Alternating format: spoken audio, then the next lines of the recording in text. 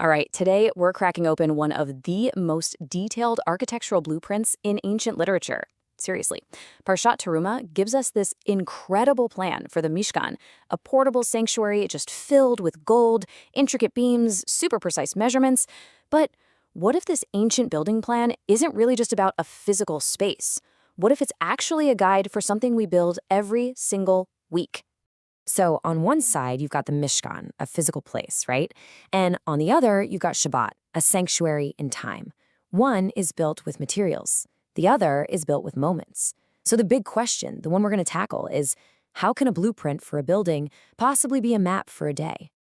And here's the idea from our source material that just unlocks everything. The Mishkan isn't just about a specific location, it's a pattern for creating holiness. And Shabbat, well, Shabbat is where that pattern comes alive. Not in some desert thousands of years ago, but right here, in our own homes and in our lives every week. So for the rest of this explainer, let's just imagine we're on a construction project. We're going to use the Mishkan's design as our blueprint to see how we can intentionally build a more meaningful Shabbat, piece by piece, but using our choices instead of wood and gold. Okay, so our blueprint is going to focus on the four main instruments of holiness from inside the Mishkan: the ark, the menorah, the table, and the altar. Just think of these as our four foundational pillars for building the sanctuary in time. Let's start right at the heart of the Mishkan, the absolute center of it all, the ark or the Aaron.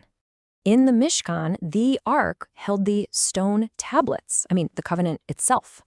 What this teaches us is that the holiest space is built around our deepest values.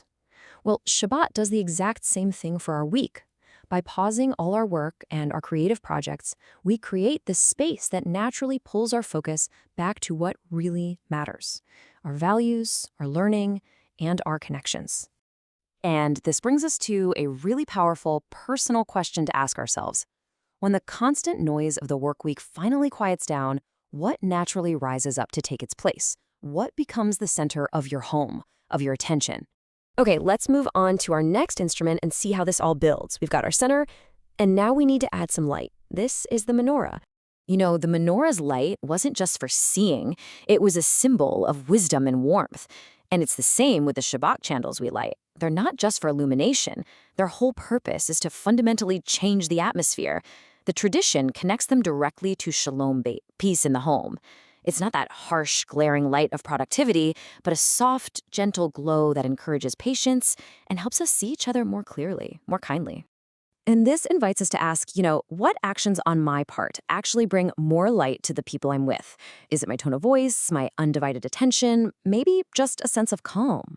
Next up in our sanctuary is the shulchan, the table of showbread. Now this instrument teaches us something profound. Holiness doesn't run away from the physical world. It actually elevates it.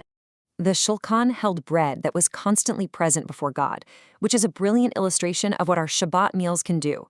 The simple, physical act of eating gets totally transformed.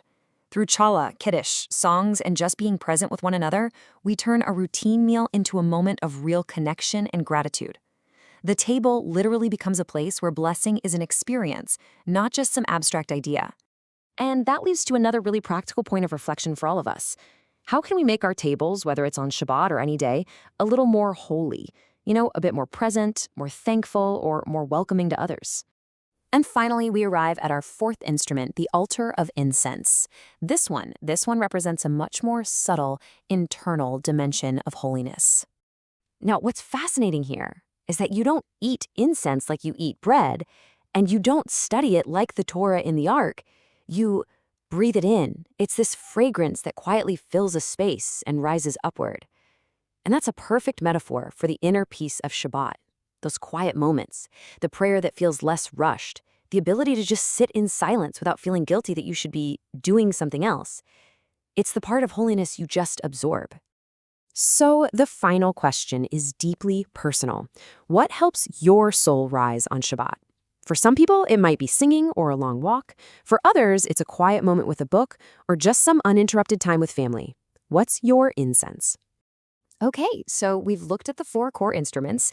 We've gathered our materials, not gold and wood, but our intentions and our actions. Now let's step back and look at the final construction. And here it is. your practical blueprint for building a sanctuary in time every single week. You start with the Aaron by consciously centering your core values. You add the Menorah's light by intentionally increasing peace. You elevate the physical with the Shulchan through mindful, grateful meals. And finally, you bring in the Ketoret, the incense, by making space for that quiet, inner connection. And that's really the ultimate takeaway, isn't it?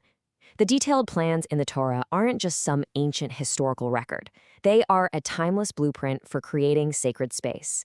And Shabbat is our weekly opportunity to stop just looking at the plans and to actually step inside and live in that sanctuary.